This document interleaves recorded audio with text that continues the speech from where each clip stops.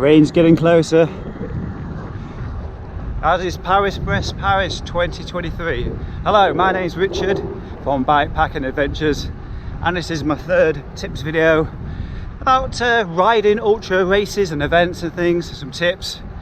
In this video we're looking at Paris Brest Paris because it's only about a few weeks away, and if you did watch my last video I spoke about that, how you should be tapering down your rides now and not doing any big huge challenges and things, turning those legs, possibly getting that bike fixed and deciding how far you're going to ride each day. Okay, let's kick things straight off with route. So Paris Brest Paris, like a few ultra races, do a bit of a comparison, has a route that you follow. Some ultra races have a free route, so you create your own. Now when it comes to Paris Brest Paris in particular, you do not need to worry about whether you've got the GPX, the latest GPX files on your Garmin computer. Feel free to download those anyway. I did for 2019. However, I didn't even need them because it was fully signposted from beginning to end. It was always there as a backup. Didn't load them once. So that's my first bit of advice really for Paris Brest Paris. Don't worry about the route so much, you know, get it as a backup, download them offline if you want to, but it's well signposted all the way through. I mean, there has been a history of signs going missing on the way back. Indeed, the people responsible for PBP do hand out fines to riders who steal them. So I wouldn't worry too much about the route itself, just follow those signs. You can have a lot of fun out there, not having to look down at your screen all the time.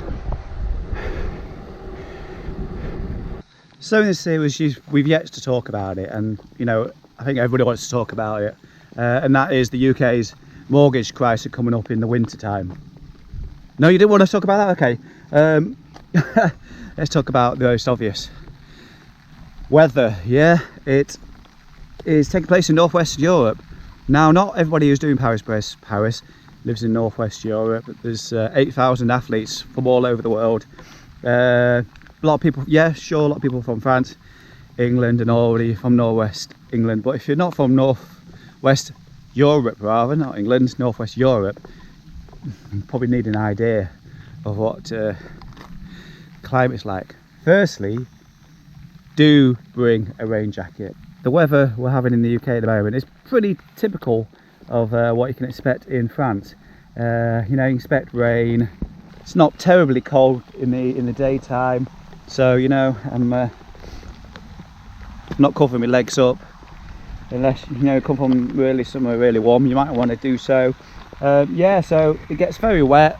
It can get cold. On a night time you probably want to dress up with you know, arm warmers, leg warmers, or even bib longs or something like that, possibly. Really depends on the weather, because the other extreme is it could be really, really warm. Don't expect anything, that's all I'm going to say. Now I'm going to get back on my bike and get moving again.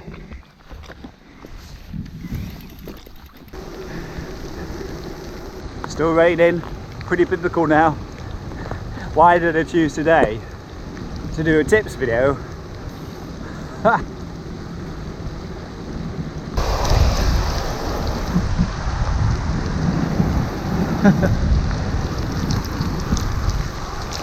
This is probably going to be the last tip in this video because I am well and truly wet.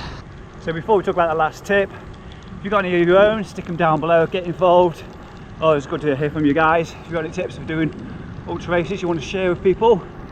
So my final tip for this video, in preparation for any ultra event, what I recommend you do a couple of weeks before the event itself, take everything out that you plan to take with you, put it on the living room floor, put it into separate piles. Things like maintenance clothes, essentials, lights, electrics, that kind of thing. Put it all down the floor. Start to think about what you do and don't need to take with you. What's a luxury item that you know you can live without, because you can be riding, well, for many riders, I would say the majority of those taking part in PvP, forgive me if I'm wrong, but probably each edition, majority of the riders riding the very first 1200 as well, I can imagine. So they're riding 2 times 600s, well beyond what you or many of the riders doing their first Paris Brest Paris probably get themselves into. So think about the weight of everything that you're carrying. Do you need all those spare jerseys? And as I mentioned earlier, are you going to plan to sleep indoors or outdoors? That'll have a big influence on what you're carrying with you on your bike. Sure, you need to be self-sufficient. I'm talking to audax people here. You've done your qualifications, it's just more of the same. But it's a long 3.5 days. Whether you're in the 80, 84 or 90 hour group, it's still 3 and a bit days. That's a long time to be carrying lots and lots of clothing, maintenance, lights, electricals, you name it on your bike. You know, food as well, which we'll go into in another video. But for now I'm going to leave it here because